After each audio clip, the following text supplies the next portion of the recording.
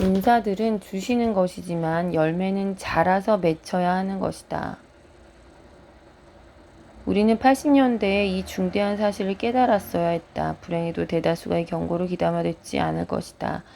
바울은 고린도 교회들이 그들을 종으로 삼거나 잡아먹거나 빼앗거나 스스로 높이는 뺨을 치는 사람들을 용납하는 것을 보고 놀라했다. 육에 속한 사람은 늘 육적인 힘에 보다 쉽사리 움직인다. 왜냐하면 육에 속한 사람은 성령이 하시는 일들을 알 수 없기 때문이다. 교회가 육신의 힘과 단지 인간적인 지도력에 따르지 않도록 깨우칠 때까지 교회는 계속 미혹에 빠져 망신을 당할 것이다. 선지자의 사역이 회복되는 단계에서 교회가 겪게 되는 영적 수축은 엄청나서 이에 따른 온갖 문제에도 불구하고 많은 사람들이 실제로 이것이 추수했다라고 믿게 될 것이다. 수많은 사람들이 물결에 주께로 몰려올 것이며 이는 역사상 가장 큰 부흥이 될 것이다. 이때 들어오는 수백만의 사람들은 추수 때에 거두어들이는 곡식단이 아니요 장차 올 참 추수 때 일할 일꾼들로 부르심을 받을 것이다. 이 무리들을 아멘 양의 우리 안에 모아들이는 것에 그쳐서는 안 되며 장차 올 추수 때에 일할 수 있도록 철저하게 준비되지 않으면 안 된다. 두 번째 역사. 그 다음에 또 더 큰 성령의 역사 또는 영적 수축이 있을 것이다. 이 두 번째 역사 가운데 참 사도적 권위가 전진하는 교회 안에서 회복되고 인정을 받게 될 것이다. 교회의 시대를 연 사역이 마감하는 사역이 될 것이다. 이상의 사역들이 교회에서 사라져갔던 순서와 정반대의 순서로 되돌아오고 있는 점은 주목할 만하다. 초대교회는 빛이 있는 곳에서 시작하여 어두움으로 뒷걸음질 쳤다. 마지막 때의 교회는 어두움에서 나와 점점 더 밝은 빛을 향하여 전진하고 있는 것이다. 예수님의 충만한 계시가 임할 그날의 때가 찰 때까지 이 빛이 증가할 것이다. 이미 말한 대로 이 같은 직분들은 모두 회복 이전에도 교회 안에 부분적으로 존재했었다. 그러나 수축은 그들을 인정하게 하였을 뿐만 아니라 공식 위임을 통해 더 큰 기름 부음과 권세를 가져오게 했다. 웨슬레 전에도 몇 분의 복음 전도자들이 있었고 또 은사주의와 제3의 성령의 물결을 통한 갱신운동 전에도 몇 분의 교사들이 있었던 것과 똑같이 오늘날 교회 안에도 얼마간의 선지자들과 사도들이 있다. 그러나 이들 중 가장 중요한 분조차 그들의 직분의 아직 완전한 권위를 행사하지 못하고 있다. 곧 임명을 받게 될 선지자들은 받은 바 은사와 권위에 있어서 현재 선지자적 사역으로 인정되고 있는 것보다 크게 뛰어날 것이며 결국에 있어서 역사상에 있었던 어떤 선지자의 사역보다도 뛰어날 것이다. 나중에 지은 성전의 영광이 먼저 것보다 더 클 것이다. 이는 집이 크다는 뜻이 아니다. 실제로 나중에 지은 집, 성전은 그전 것에 비해 뒤떨어졌다. 그러나 거기에 나타날 영광이 더 크다는 것이다. 더 큰 영광이 마지막 때의 성전에 임하리라는 것은 초대교회나 마지막 때의 교회가 의롭다거나 그럴 만한 가치가 있다는 것과는 아무 상관이 없고 다만 전적으로 각 때에 맞춘 하나님의 목적에 따른 것이다.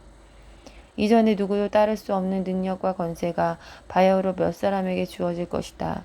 이로써 주님이 하신 일보다 더 큰 일도 하리라고 하신 주님의 약속이 이루어지게 되는 것이다.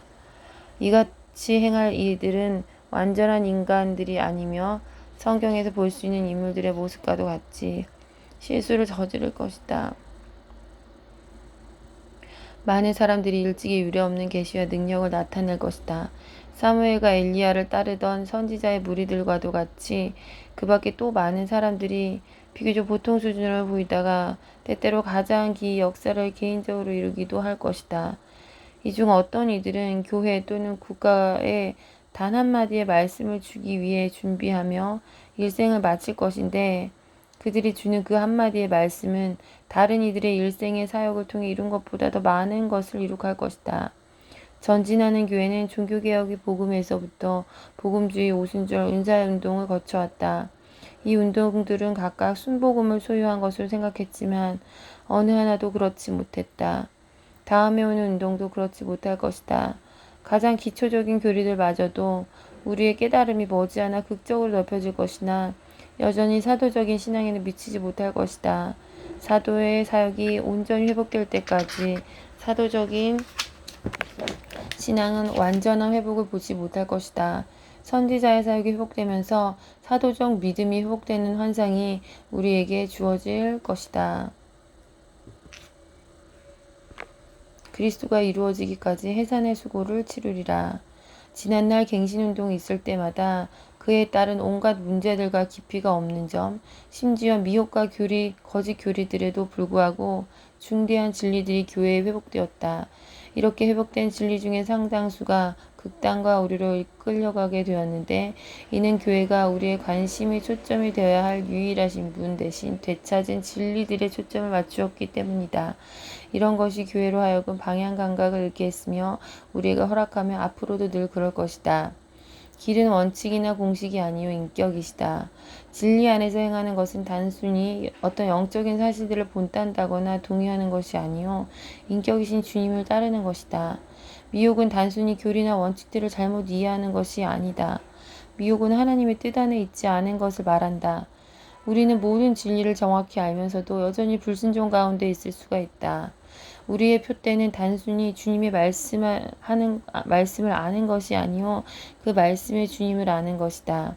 성경 전체를 암송하고도 말씀이신 주님 자신을 모를 수도 있다. 예수님은 진리이시며 이미 회복되었거나 앞으로 올 새로운 운동에서 회복될 모든 개개의 진리의 종합이시다. 우리는 결코 다시는 오직 그리스도께 대한 순전한 헌신에서 떠나게 되어서는 안 된다. 불행히도 많은 이들이 또다시 이 초점을 잃고 새로운 진리들과 자신들의 노선에 모든 관심을 쏟을 것이다.